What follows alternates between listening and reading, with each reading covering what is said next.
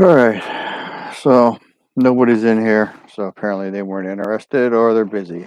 So hopefully it's they're busy. Um,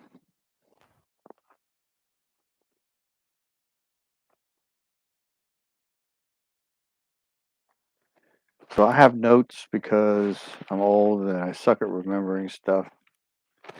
So if you do plant a garden, make sure you remember to water it. I failed to water mine for a day and a half and almost lost it.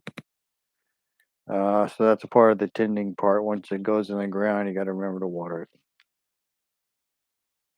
So how important is food?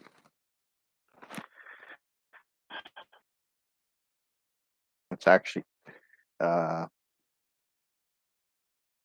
until you actually get your MOS qualification, you're in what's called the initial entry training. So, but during that whole time, you go from being in your house where you can, whenever you're hungry, just go in the kitchen and get something, or go downtown and buy it.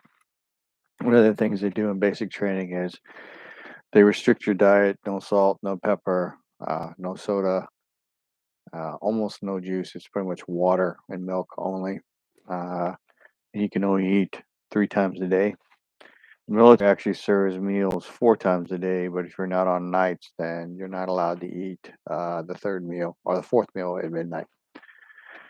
So basically, you're restricted to 3 meals a day, and that changes your body's physiology. So uh, one of the things that happened is in basic training, the fat people lose weight and lean up, and the skinny people lean up and bulk up and gain weight. I was one of the ones that gained weight. I went from 137 pounds to 154 because you're doing a lot of physical activity. So, another example of food, not to downplay how hungry a woman is, but teenage boys are always hungry. And that kind of follows us into adulthood. But when I was in high school, burning through calories, I used to eat 5 times a day: breakfast, lunch, and dinner at home, one meal out at night, sometimes during a week. Fridays and Saturdays, I would eat two Whataburger meals, like at 9 o'clock at night and then again at midnight. So,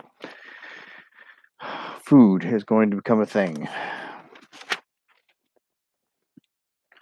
So, I forgot to plug some channels at the beginning. Check out Prepper Nation's last 3 videos where he talks about milkshakes, something else, and I think Wall Street Meltdown or whatever. Yeah, very good information. Um, Travis the Prepared Homestead has also put out a few videos that are really good. So those are 2 channels that I listen to on a pretty regular basis. Might want to consider listening to what they have to say. Financially, I'm not sure what to say anymore. Stack food, plant a garden, grow food. I realize there's a learning curve on that. And then if you're not somebody who actually cooks food right now, like your idea of cooking is just pulling something out of the freezer and warming it up, then there's a learning curve to cooking too. Supplies, spices, or cycling the food, eating your leftovers if you have them. So you should consider buying durable goods, and then highly encourage you to research what has happened during previous collapses. You can look at Venezuela as the most recent one. You can look at the collapse of the British economy. I want to say in the 90s. I don't remember when it was, but it happened. Look at the collapse of, you know, throughout history, they've happened.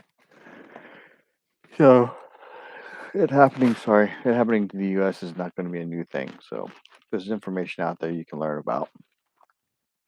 So one of the struggles I struggle with is I'm working on getting big projects completed and paying off debt.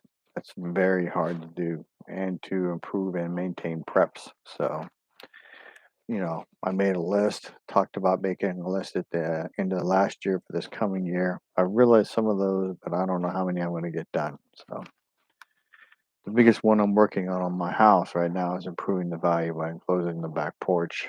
Uh, and then I plan to do a small house extension, and then hopefully by this time next year, be about done with or continue to work on getting the my garage built. So north and south walls are there, or supports are there, but there's a whole bunch of work that has to be done. So big projects, big money, but it's a thing.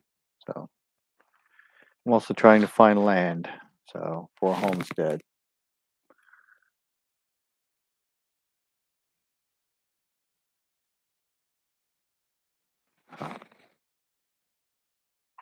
So one thing can tell you is I